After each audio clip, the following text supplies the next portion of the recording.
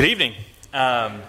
In order to speak to you about what I really want to speak to you about, I need to speak a little bit about my history. I grew up in a Christian home. I talked to the young people this morning about it a little bit, but I did grow up in a Christian home. I grew up with parents who were fairly new Christians, and they did the best that they could. And I did grow up knowing that I was going to church whether I wanted to or not.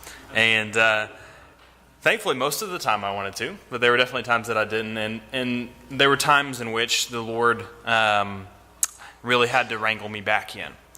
When I was in junior high school was one of those times. The Lord used people in my life, different people, some of whom were in the ministry, some of whom weren't, to bring me back to Himself.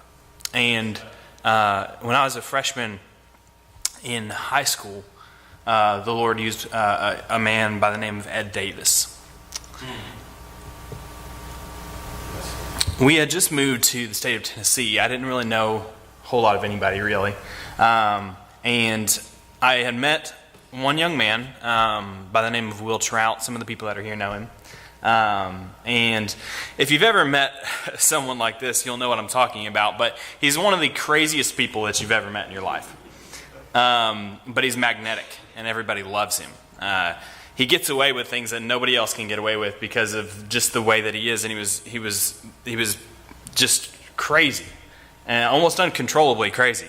But everybody loved him, and I immediately, just kind of fell in love with the guy, and we hung out all the time. And so that first year that I was in the state of Tennessee, when we first moved there, I was around him all the time.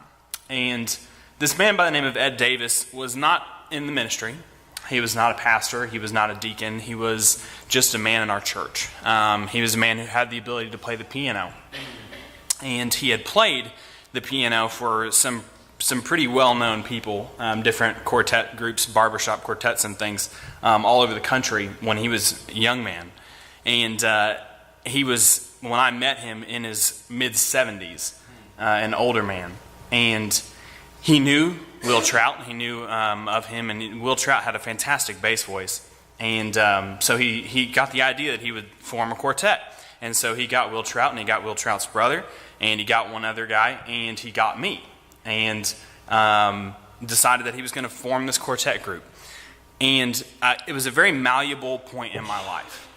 I was ready to listen. I was ready to have some kind of influence in my life outside of my own home.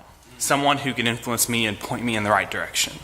And this man did very little more than just show up at our house, at Will Trout's house, once a week and spend time with the four of us and teach us things about music, but also teach us things from the Bible about how the Lord uses music, about how the Lord can use each and every one of us, and pointed me in the right direction.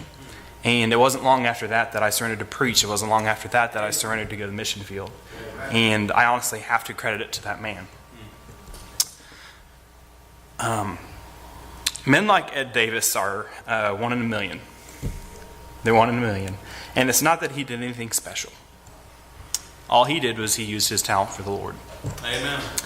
And he influenced a young man. And praise the Lord.